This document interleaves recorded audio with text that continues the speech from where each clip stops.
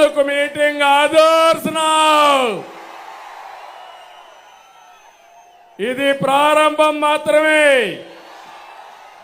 రోజు రోజు మీరు చూస్తారు వైఎస్ఆర్ కాంగ్రెస్ పార్టీ కొట్టుకొని పోవడం ఖాయం.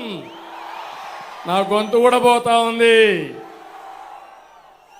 మన రాష్ట్రంలో అగ్నికి వాయువు తోడైంది. ప్రజాగళానికి ప్రజాగ్రహానికి వారాహి తోడైంది. ప్రజల నుంచి పుట్టిన ఈ అగ్ని చెడును దహించి వేస్తుంది. అహంకారాన్ని బూడిద చేస్తుందని చెప్పి నేను మీకు తెలియజేస్తున్నా. నేటి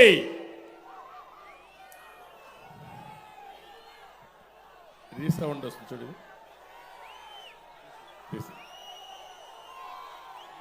నేటి తణుకు సభ సాక్షిగా చెప్తున్నా, సైకిల్ స్పీడ్కు ఇంకా తిరుగులేదు.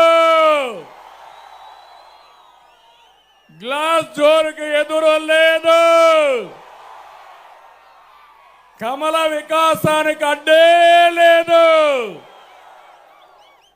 రాష్ట్రానికి అన్ని మంచి రోజులే. మా తమ్ముళ్ళు చెప్తున్న యువతకి, తమ్ముళ్ళు భవిష్యత్తు మీదే. రాష్ట్రాన్ని కాపాడుకోవడానికి 3 పార్టీలు చేతులు కలిపాం. 3 జెండాలు వేరు, ఆ జెండా ఒకటి. అదే సంక్షేమం, అదే అభివృద్ధి, ప్రజాస్వామ్య పరిరక్షణ అని చెప్పి మరొకసారి మీకు తెలియజేస్తున్నా. 2014లో విభజన కష్టాల నుంచి రాష్ట్రాన్ని గట్టెక్కించేందుకు 3 పార్టీలు కలిశాం. ఈరోజు మళ్ళీ కలుస్తున్నాం. జగన్ కబంధ హస్తాల నుంచి రాష్ట్రాన్ని కాపాడుకోవడానికి సిద్ధమా తమ్ముళ్ళు అని మిమ్మల్ని అడుగుతున్నా. కలిసింది మామూలు వ్యక్తులు కాదు. అనుభవం నేను, తపనున్న పవన్ కళ్యాణ్ గారు,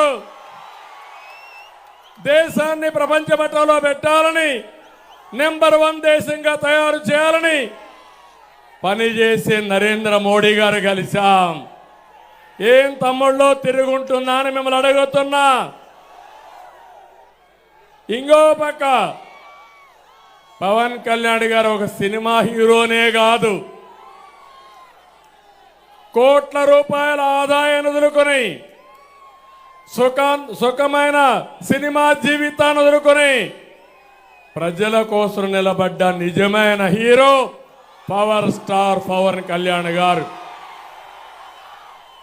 అక్రమాలను ప్రశ్నించడం కోసం పవన్ నిలబడ్డాడు.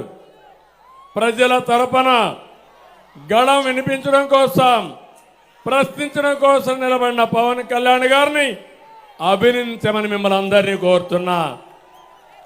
ఈ క్రమంలో పవన్ కళ్యాణ్ గారి పైన వైసీపీ దారుణంగా వ్యక్తిగత దాడి చేశారు. అయినా అనేక అవమానాల్ని, దాడుల్ని తట్టుకొని నిలబడినటువంటి పోరాట యోధుడు పవన్ కళ్యాణ్ గారని చెప్పి నేను మీకు తెలియజేస్తున్నా. నేను ఇబ్బందుల్లో ఉన్నప్పుడు బేషరతుగా వచ్చి నా కోసం పనిచేసిన వ్యక్తి పవన్ కళ్యాణ్ గారు. నా జీవితంలో నేను కానీ మా తెలుగుదేశం పార్టీ కానీ మరిచిపోలేమని చెప్పి కూడా నేను మీకు తెలియజేస్తున్నా.